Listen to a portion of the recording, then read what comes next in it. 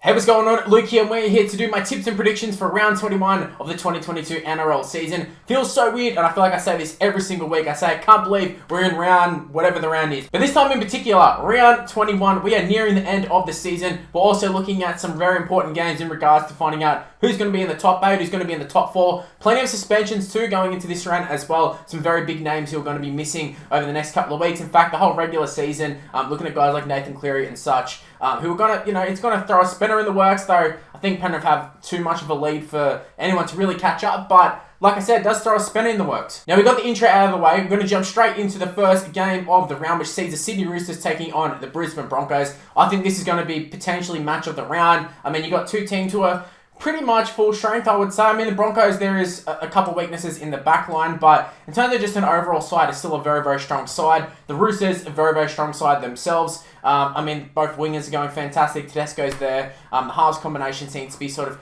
hitting their stride a little bit. They finally look like they're maybe figuring things out, the Roosters. Are they going to go ahead and, win a comp or something? Probably not, but they're looking a lot better than what they have, recently, I should say. So, in terms of picking a winner for this one, it's hard because going into last week, and if they'd end up winning, I probably would have said the Broncos, but last week kind of changed things for me. And I feel like I have to say the Roosters at home. I feel like they've got too much to play for, essentially. They've got to keep their spot in the top 8, so I can't really see them letting up, whereas Broncos are a little bit more secure. They didn't really go into this season looking for a top 4, even a top 8. So I think they're well and truly in the top 8. I feel like the Roosters have more to play for. Therefore, I think the Roosters are going to win this one. I think it will be a tight one, though. I think it's going to be 1-12. Moving on to the next game, which sees the Melbourne Storm taking on the Gold Coast Titans.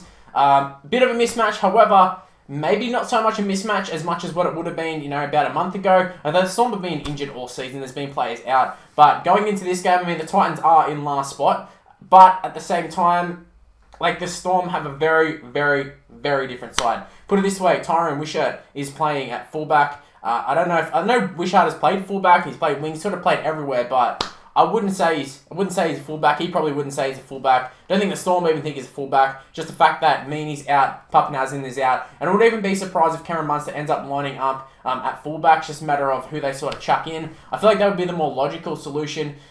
Is maybe playing Munster at fullback, but I don't really know what they're going to do. I believe David Nofaluma has been named to play. He has. He's going to be there. Grant Anderson moves into the centres. I think that's a good move having Nofaluma. He's a fantastic player. Obviously, a little bit rocks and diamonds at times, but he's super experienced. I think he's a great player. Probably suffers a little bit from playing for the Tigers. Doesn't get as many opportunities as he would at other clubs like the Storm. We're going to find out exactly what he's made of in the next couple of weeks. But I'm going to be going Storm 13+. I feel like when you talk about the Storm playing, most of the time you're going to be focusing on the Storm. The Titans, it's just, I don't know, I think they've dropped Sexton. Let me just check for sure. They've gone Brimson and Tanner Boyd in the halves. They've been trying so many different combinations. They've tried Tanner Boyd before. They've tried Brimson. They've got Campbell back at fullback. I don't really know what they do, but nothing seems to work apart from moving Aaron Clark to lock. I do like that move, but everything else doesn't really excite me for the Titans. So 13+ Melbourne. Moving on to the next game. Manly Ring Seagulls taking on the Parramatta Eels. Traditional rivalry game. Used to be a big, big clash. Mitchell Moses out for the Eels, though. So that is a big loss. And Jacob Arthur comes into the side. I don't want to get into the whole Jacob Arthur debate. Look, obviously he's no Mitchell Moses. We'll put it that way. In terms of Manly, they've been very, very good, but I feel like they've sort of slowed down a little bit. Can they get the job done against the Eels? I don't know. I was going to say if Mitchell Moses plays, yes. No, they can't. Mitchell Moses and the Eels will win, but he's not there. So I'm kind of leaning towards Manly at Brookvale. It was a great effort last week with all the players out. I don't know if this is going to unite them or if it's going to divide the side, but we're going to find out pretty darn soon. I'm actually going to go Manly to win this one. I think it's going to be a close one, 1-12. You would think Parramatta just absolutely destroyed Penrith. How are they going to lose to Manly? But this is just the Parramatta way. That's exactly what they do. You can't trust Parramatta, man. Although I could say Parramatta coming out and putting a score on Manly too. Now moving on to the next game. It sees the South Sydney Rabbitohs taking on the New Zealand Warriors. Now, the Rabbitohs, heartbreaking loss for them last week. Golden point, Nico Hines kicks the goal. But it was a fantastic performance regardless. And I think they definitely got the Warriors covered. I need to put it just out there. The Warriors aren't winning this one. No way. I don't want to say zero chance, but I just don't think it's going to happen. I think the Rabbitohs are going to win this one 13+. Latrell's found some form, but he's just back in the side playing. Cody Walker's found some form, and they really push a genuine top 4 side in the Cronulla Sutherland Sharks. So I think they should have no troubles with the Warriors side. The Warriors, like, their side's so different week to week. It's hard to get a read on them. I think Wade Egan's playing in the halves this week. Gun player. But, yeah, no, Rabbitohs 13+. Now moving on to the second game of Super Saturday, sees Canberra Raiders taking on the Penrith Panthers. Now this is going to be a very, very interesting one because Nathan Cleary is out, Jerome Luai is out. It's a very, very different Penrith side, and we've seen that without Cleary, they don't really offer a lot. Then you take out Jerome Luai as well. Like, they were a show of themselves last week, although they actually did perform pretty well in the second half, I've got to say. And they do have a lot of good plays in their side still, but you take Nathan Cleary, you take out Jerome Luai out of this side. I don't really know what they're going to dish up, and we've got the Raiders who are, you know, playing pretty decent at the moment, on the cusp of the top 8, depending on what happens with the Roosters. You know, we could see the Raiders move into the top 8 potentially. They're really pushing for it. They're playing well. Jack Whiten's back to his best. Oh, do I tip the Raiders? I'm so tempted to tip the Raiders at home as well. But this is the Penrith Panthers we're talking about. They don't really lose that often, although they did lose last week. Don't know if I'm trying to convince myself to tip Penrith here. I'm going to go the Raiders. I'm going to go Raiders 1-12. I think this could be a very, very bad move, but it's what I'm going to go with. I'm just going to go with the gut feeling, and that is the Raiders going to win this one 1-12 on the back of Jack Whiten and a home crowd as well. Just bring them home. So 1-12 Raiders. Moving on to the next game. The last game of Super Saturday sees the Sharkies, Cronulla Sutherland Sharks, taking on St. George Illawarra Dragons. Yeah, Sharks will win this one. I'm just going to say that straight up. Dragons are going okay. They're going decent. They've been winning here and there. Aren't really consistent, but they're also not terrible. The Sharks definitely consistent. They find themselves in third spot. Nico Hines kicking the field goal, touching that a little bit earlier, against a red-hot Rabbitohs side as well. So it's not like they're taking on a side who's struggling by any means. They took on a very, very good side in the Rabbitohs who would push a lot of the top sides, and I think they will eventually in the finals and such. But yeah, the Sharks got the job done, and I think they'll get the job done against the Dragons. Is it going to be close? I don't think so. I think the Sharks are going to win this one 13+. I think Nico Hines is going to have a very, very good game. I'm expecting big things from the Sharks this week.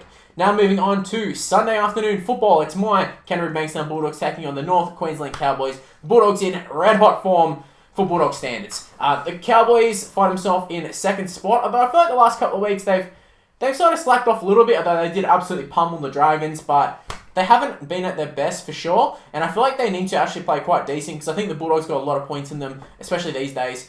We've been scoring for fun, whether it's close to the line, whether it's, you know, length of field tries. We've been offering a lot. We got a lot of trick shots. Matty Burton to Josh Adokar. It's a lethal left side. And saying that though, the Cowboys are in second spot, and this is second up against 12. Now the Bulldogs, like, that's a pretty good position for them these days, but second spot for the Cowboys, it's well deserved, and they're pushing for a minor premiership. They're going to be trying to regain some points on Penrith, and I've already tipped Penrith to lose, so I think they'll have extra motivation to win this one.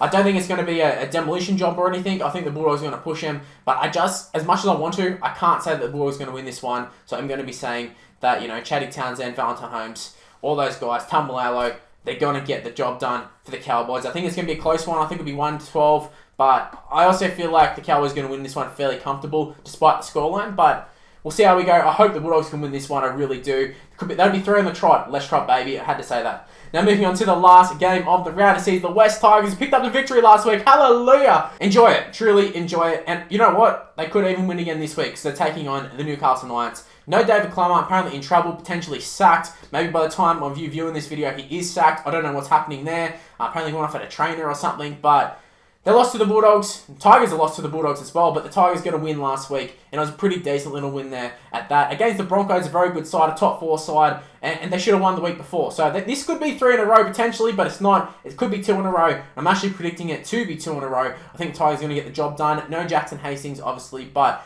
I think they got enough. I think they got enough fire. They got that little bit of motivation, a little bit of confidence back. So I'm going to go Tigers. I don't really have too much confidence myself, but Tigers 1-12. I'm just gut feeling. I don't really have much to go with, and plus the Knights, they're just really bad at the moment. Anyways, those are my tips and predictions for round 21 of the 2022 NRL season. Let me know in the comment section below. Do you like my tips? Do you dislike them? Do you rate them? Do you not? Just let me know in the comment section below. Let me know what your tips are. Maybe I can copy yours. Maybe let me know what your tips are for next week. Give me some tips, man. I need some tips. Anyways, I'm going to end this video here. Thanks for watching. If you did happen to enjoy it, make sure you go ahead and smash the like button and subscribe to the channel if you're new around here. Also, make sure to use the notification bell don't rely on sub boxes, use the notification bell and never miss any of my videos. Also, while you're at it, go ahead and chuck me a follow on social media. It's on the screen right now. It's Mr. Luke and YT for the most part. My Facebook's Mr. Luke, but everything else, including Snapchat, including TikTok, is Mr. Luke and YT. Give me a follow, give me an ad. Also, go ahead and become a member of the channel. It really, really helps out the channel. It really, really helps me. It just gives you motivation as well. So, everybody who's become a member, everybody who's gifted memberships, very much appreciate it. I really appreciate you. Same with super chatters